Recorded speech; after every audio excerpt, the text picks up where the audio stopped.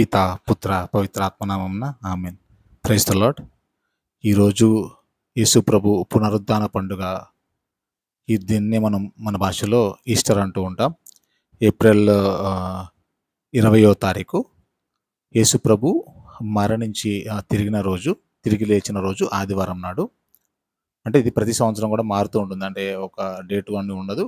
ఆదివారానికి అది మారుతూ ఉంటుంది. దాన్ని బట్టి డేట్ వస్తూ ఉంటుందన్నమాట. దాని గురించి మనం యొక్క బైబిల్ వాక్యం ఏం చెప్తూ ఉంది, సువిశేష పఠనం ఏం చెప్తున్నది మనం చూసుకుందాం.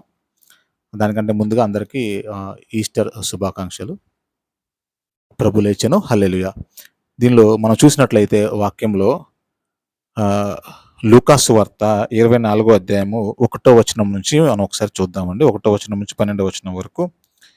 ఆదివారము వేకువజామున ఆ స్త్రీలు తాము సిద్ధపరిచిన సుగంధ ద్రవ్యమును తీసుకొని సమాధి వద్దకు వచ్చారు. అయితే యేసు ప్రభువును శుక్రవారం నాడు, పెద్ద శుక్రవారం నాడు ఆయన్ని తీసుకొని సిలువ వేస్తూ ఉన్నారు. తెల్లవారు పొద్దున నుంచి ఆయన తిప్పుతూ ఉన్నారు. తర్వాత ఆయనని కొరడాలతో కొట్టడం జరిగింది శుక్రవారం పొద్దున. తర్వాత ఆయన్ని హింసించడం, చాలా విధాలుగా హింసించిన తర్వాత 12 గంటలకు ఆయనను యేసు ప్రభువుని సిలువ వేయడం జరిగింది. 12 గంటల నుంచి 3 గంటల వరకు ఆయన సిలువలో వేలాడిన తర్వాత 3 గంటలకు ఆయన చనిపోవడం జరుగుతుంది. యేసు ప్రభు చనిపోవడం జరుగుతుంది. తర్వాత ఆయన్ని ఆ రోజు ఆయన్ని కిందకు దించివేసి సమాధిలో పెడుతూ ఉన్నారు. శుక్రవారం రాత్రి సమాధిలో సాయంత్రం పెట్టిన తర్వాత ఆయన మరలా ఆదివారం నాడు, అంటే శనివారం కాకుండా ఆదివారం నాడు, 3వ నాడు ప్రభు లేస్తూ ఉన్నాడు. ఆ 3వ నాడు నాకు వాక్యం ఏం చెబుతుందంటే, ఆదివారం వేకువజామున ఆ స్త్రీలు తాము సిద్ధపరిచిన సుగంధ ద్రవ్యం తీసుకొని సమాధి వద్దకు వెళ్ళారు. ఆదివారం తెల్లవారుజామున, అంటే ఇంకా తెల్లవారక ముందే వాళ్ళు ఏం చేస్తున్నారంటే, ఆ స్త్రీలు తాము సిద్ధపరిచిన సుగంధ ద్రవ్యమును సమాధి వద్దకు తీసుకుని వెళ్ళి, వాళ్ళు ఏదైతే రెడీగా పెట్టుకున్నారో ఆ సుగంధ ద్రవ్యము, అత్తరు లేకపోతే ఈ సెంటు ఎలాంటిదైతే ఉందో, ఆ పరిమళ ద్రవ్యం ఏదైతే ఉందో దానిని తీసుకుని వాళ్ళు సమాధి దగ్గరికి వెళ్ళారు. ఎందుకు అంటే, అంతకుముందు మనం చెప్పుకుంటూ ఉన్నాం, మరియమ్మ యేసు ప్రభువుకి కాళ్ళను, తర్వాత సుగంధ ద్రవ్యంతో 150 సేర్ల పరిమళ ద్రవ్యం తీసుకుని వచ్చి ఆయనకి చేస్తూ ఉంది, అభిషేకం చేస్తూ ఉంది. ఆయన ప్రభు చెప్తున్నారు, నా సమాధి కోసం దీన్ని ఉంచండి అని. సో ఆ విధంగా దాన్ని తీసుకొని వచ్చి వాళ్ళు సమాధి దగ్గర తీసుకొని వచ్చారు. ఆయన చనిపోయిన తర్వాత దాన్ని సమాధి దగ్గర తీసుకొని వచ్చారు. నెక్స్ట్ వచనం చూస్తే, సమాధి ద్వారా మూసి ఉన్న రాయి దొరలంపబడి ఉండుట చూచిరి. సమాధికి వాళ్ళు ఏం చేస్తూ ఉన్నారంటే, ఈ యూదుల వాళ్ళందరూ కూడా ఈయన చాలా మోసం చేస్తూ ఉన్నాడు, మరలా 3వ నాడు లేస్తానని వీళ్ళతో చెప్పడం మేము విన్నాము, కాబట్టి ఆ రాతిని మూసేయండి, ఆ రాతి ఎవరు ఆయన మళ్ళీ బయటకు రాకూడదు అన్న ఉద్దేశంతో, యేసు ప్రభు ఒకవేళ బయటకు వస్తాడేమో, లేదంటే వీళ్ళు ఏమైనా ఎత్తుకొని పోతారేమో, అలాంటిది జరగకూడదు అన్న ఉద్దేశంతో ఏం చేస్తున్నారంటే, ఒక పెద్ద రాయిని తీసుకొని వచ్చి, ఒక పెద్ద బండరాయిని యేసు ప్రభు యొక్క సమాధిలోకి అడ్డంగా పెడుతున్నారు. అంటే ఎవరు కూడా ఆయన్ని తీయడానికి వీల్లేదు, ఎవరి వల్ల కాదు ఆ రాయిని తీయడం. చాలా పెద్ద రాయిని వేసి దానికి ఏంటంటే సీల్ వేడి కూడా వేస్తూ ఉన్నారు. అంటే సీల్ అంటే ముద్ర కూడా వేస్తున్నారు, రాజముద్ర వేస్తున్నారు, ఎవరు కూడా దాన్ని తీయకూడదని. కానీ ఎప్పుడైతే ఇది జరుగుతుందో, తెల్లవారేపటికి రాతి ఏదైతే ఉందో, ఆ దారి ఏదైతే ఉందో, రాయి ఏదైతే ఉందో దొర్లింపబడి ఉంటుందన్నమాట. అప్పుడు ఆ స్త్రీలు వారు సమాధిలోనికి వెళ్ళి చూడగా ప్రభు అయిన యేసు దేహము వారికి కనిపించలేదు. అయితే ఆ స్త్రీలు ఏం చేస్తున్నారంటే, సమాధిలోకి వెళ్ళి చూస్తూ ఉన్నప్పుడు, ఆ తొంగి చూస్తున్నప్పుడు లోపలికి, అది చిన్న సమాధి కాబట్టి లోపలికి వెళ్ళి తొంగి చూస్తూ ఉంటే, లోపలికి వెళ్ళినప్పుడు అక్కడ ఏది కూడా యేసు ప్రభు శరీరం కనపరచడం లేదు. అది రాతితో తొలచబడినటువంటి సమాధి, రాతి లోపల చెక్కబడినటువంటి సమాధి. సో అక్కడ యేసు ప్రభు కనిపించడం లేదు. వారికి ఎవరు కూడా యేసయ్య శరీరం కనపడలేదని వాళ్ళు చూస్తూ ఉన్నారు.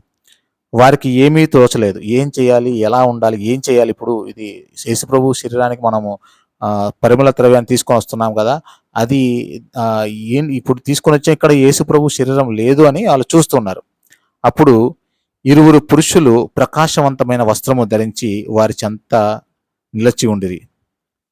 అప్పుడు ఆయన చూస్తూ ఉండగా వాళ్ళు అలా ఆలోచించి టెన్షన్ పడుతూ ఉన్నారు, ఆలోచిస్తూ ఉన్నారు, ఏంటి ఇది పరిస్థితి, యేసు ప్రభువుని ఏం జరిగింది అని ఆలోచిస్తూ ఉండగా ఇద్దరు పురుషులు చాలా మంచి దగదగ మెరిసేటువంటి ప్రకాశవంతమైనటువంటి డ్రెస్సుతో వస్త్రములు ధరించి వారి చెంత నిల్చొని ఉంటారు. వారి దగ్గర అక్కడ నిల్చుండి కనిపిస్తూ ఉన్నారు. అప్పుడు వాళ్ళందరికి కూడా ఈ లేడీస్ అందరికి కూడా, ఈ ఆడవారందరికి కూడా, మహిళలందరికి కూడా ఈయన ఇద్దరు మనం ఏమనొచ్చు అంటే దేవదూతలు అని చెప్పొచ్చు. దేవదూతలు వారు దగదగ మెరిసేటువంటి వస్త్రములతో కనిపిస్తూ ఉన్నారు. కనిపిస్తూ ఉంటే వారు అప్పుడు ఏమవుతుందంటే ఈ ఆడవాళ్ళు వారు భయపడి తలలు వంచి సాగిలపడి ఆ పురుషులతో వారు భయపడి తలలు వంచి సాగిలపడగా ఆ పురుషులు వారితో, మీరు సజీవుడమైన వానిని మృతులలో ఎలా వెతుకుచున్నారు? ఆయన ఇక్కడ లేడు, లేచి ఉన్నాడు. అయితే వారందరూ కూడా వాళ్ళని చూసి, ఆ ఆడవాళ్ళందరూ కూడా వాళ్ళిద్దరిని చూసి భయపడిపోయి సాగిల పడిపోతూ ఉన్నారన్నమాట. సాష్టాంగ నమస్కారం చేస్తూ ఉన్నారు. అప్పుడు ఆ పురుషులిద్దరు కూడా ఇంకో భాషలో చెప్పాలంటే ఆ దేవదూతలు ఏమి అంటూ ఉన్నారంటే, మీరందరూ కూడా ఇగో వచ్చిన మీరందరూ కూడా బ్రతికి ఉన్న వాడిని మృతులలో ఎందుకు వెతుకుతున్నారు? ఆయన మీరు సజీవుడైన వానిని మృతులలో ఎలా వెతుకుతున్నారు? బ్రతికున్న వ్యక్తిని మీరు చనిపోయిన వారి సమాధిలో ఎందుకు వెతుకుతున్నారు? చనిపోయి సమాధిలో ఉంచుతున్నారని అనుకుంటున్నారు కదా, అక్కడ ఎందుకు వెతుకుతున్నారు? ఆయన బ్రతికి ఉన్నాడు, ఆయన ఇక్కడ లేడు. యేసు ప్రభు ఈ సమాధిలో లేడు, ఆయన అక్కడ నుంచి లేచి ఉన్నాడు. ఆయన ఇక్కడ లేడు, లేచి ఉన్నాడు. మనుష్య కుమారుడు పాపుల చేతికి అప్పగింపబడి సిలువ వేయబడి 3వ దినమున సజీవుడై లేవవలెనని మీతో చెప్పాను కదా. ఆయన గలిలియాలో ఉన్నప్పుడు మీతో చెప్పిన మాటలు స్మరింపుడు అనిరి.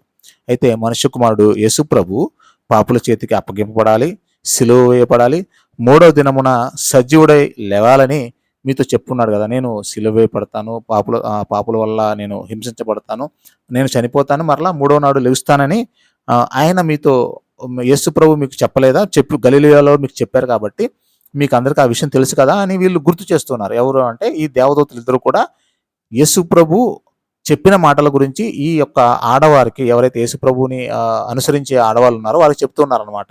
మీ యేసు ప్రభు మీకు చెప్పారు కదా ఆల్రెడీ, గలిలీలో ఉన్నప్పుడు ఆయన పాపుల చేత అప్పగింపబడాలి, చనిపోవాలి, మరలా లెగుస్తానని చెప్పున్నారు కదా అని చెప్పారు. అప్పుడు ఆ మాటలకు వారికి జ్ఞప్తికి వచ్చాను. యేసు పలుకులు అప్పుడు వారికి జ్ఞప్తికి వచ్చినవి. అప్పుడు వారందరికీ కూడా గుర్తు తెచ్చుకున్నారు అనమాట. ఒకసారి వెనక్కి వెళ్ళి ఆలోచించగా ఆయన మాటలన్నీ కూడా గుర్తు వచ్చాయి. వారి సమాధి నుండి వచ్చి 11 మంది శిష్యులకు తదితరులకు ఈ విషయాలను తెలియచేసిరి. అయితే వీరేం చేస్తున్నారంటే ఈ ఆడవారు అందరూ కూడా సమాధిలో నుంచి వచ్చి మిగిలినటువంటి యేసుప్రభు శిష్యుల్లో 12 మందిలో ఒకడు దూరంగా యేసుప్రభుకు దూరంగా వెళ్ళిపోతూ ఉన్నాడు. కాబట్టి 11 మందే ఉన్నారు. ఆ 11 మందికి వెళ్ళి ఏం చేస్తూ ఉన్నారంటే ఈ విషయాలను తెలియజేస్తున్నారు. యేసుప్రభు లేడు, సమాధి నుంచి లేచాడు, ఆయన జీవమై ఉన్నాడు, బ్రతికి ఉన్నాడు, బ్రతికి ఉన్న వాళ్ళు మేము సమాధిలో వెతుకుతున్నాం, ఆయన ఇక్కడ లేడు, ఆయన లెగిచి ఉన్నాడు, ఉత్థానమయ్యాడు, చనిపోయి పునరుత్థానమయ్యాడు అని తెలియజేస్తూ ఉన్నారు. అప్పుడు అలా చెప్పిన వారు ఎవరెవరు అంటే మగ్దలా మరియమ్మ, పాపి అయినటువంటి మగ్దలా మరియమ్మ, యోహన్న, తర్వాత యాకోబు తల్లి మరియమ్మ, యాకోబు అనేటువంటి ఆయన యొక్క తల్లి మరియమ్మ, వారితోనున్న తక్కిన స్త్రీలు. ఈ ముగ్గురు ముఖ్యంగా ఉన్నారు. మిగతా వేరే స్త్రీలు కూడా ఉన్నారు. వీరందరూ కూడా ఆ సమాధిని చూస్తూ ఉన్నారు. సమాధిని చూసిన తర్వాత వారి చెప్పిన మాటలు విన్న తర్వాత వారందరూ కూడా వెతికిన దాన్ని వచ్చి ఎవరికి చెప్తూ ఉన్నారంటే యేసుప్రభు శిష్యులకి చెప్తున్నారు. 11 మంది కూడా ఉంటే వారందరికీ వెళ్ళి ఇదిగో యేసుప్రభు చనిపోయి ఉన్నాడు, మరలా 3వ నాడు తిరిగి బతికి ఉన్నాడు, ఈ విషయాన్ని మాకు దేవదూతలు, ఈ యొక్క ప్రకాశవంతమైనటువంటి మనుష్యులు మాకు తెలియజేస్తూ ఉన్నారని ఆ విషయాన్ని వారు ఎవరికి చెప్తూ ఉన్నారంటే యేసుప్రభు శిష్యులకు చెప్తూ ఉన్నారు. వారు ఈ సంగతులు నమ్మక వాటిని కట్టుకథలుగా భావించారు. వారు అంటే ఎవరంటే యేసుప్రభు శిష్యులు అపోస్తులు. ఈ 11 మంది కూడా వీళ్ళు ఏదో చెప్తున్నారు, ఏదో స్టోరీ చెప్తున్నారు, కథలు చెప్తూ ఉన్నారు అన్నట్టుగా భావిస్తూ ఉన్నారు. వాళ్ళు భావిస్తూ అందరూ కూడా ఆలోచిస్తున్నారు. ఏదో మనకు చెప్తూ ఉన్నారు, మనం వింటున్నాం కాబట్టి వీళ్ళు ఏదో చెప్తూ ఉన్నారు, వాళ్ళకి ఏదో అనిపించింది అంతేగాని అన్నట్టుగా అది నిజం కాదు అన్నట్టుగా ఊహిస్తున్నారు. కానీ పేతురు లేచి సమాధి వద్దకు పరిగెత్తిపోయి లోపలికి వంగి చూడగా నారబట్టలు మాత్రమే కనపడెను. అప్పుడు ఏం చేస్తూ ఉన్నాడంటే పేతురు ఏం చేస్తున్నాడంటే అక్కడ నుంచి లేచి పరిగెత్తుకుంటూ వెళ్ళాడు. ఎక్కడికి వెళ్తున్నాడు పరిగెత్తుకుంటూ అంటే సమాధి దగ్గరికి పరిగెత్తుకుంటూ వెళ్ళి అక్కడికి లోపలికి, సమాధి లోపలికి, అంటే చాలా చిన్నగా ఉంటుంది సమాధి. మనం చూసినట్లయితే యేసుప్రభు సమాధి ఇప్పుడు కూడా మనం అక్కడ ఉంటుంది. చిన్నగా ఉంటుంది. దాంట్లోకి ఫ్రీగా వెళ్ళలేరనమాట. ఆ సమాధి లోపలికి వెళ్ళాలి అంటే తొలిచిపెట్టిన రాయిలోకి తొంగి ఆయన ఆ చిన్న సమాధిలోనికి ఈయన తొంగి చూడగా అక్కడ నారబట్టలు మాత్రమే కనపడి. నారబట్టలు అంటే యేసు ప్రభు చనిపోయిన తర్వాత చనిపోయిన శరీరాన్ని కట్టే వస్త్రాలు మాత్రమే ఆయనకి కనపడ్డాయి. శరీరం కనపడలేదు. శరీరం పైన కొన్ని వస్త్రాలు వాళ్ళు చనిపోయిన తర్వాత సమాధులు పెట్టేటప్పుడు ఆ యొక్క ఆచారం ప్రకారం, వాళ్ళ యూదుల ఆచారం ప్రకారం చుట్టుతూ ఉంటారు. ఆ వస్త్రాలు మాత్రమే కనపడ్డాయి.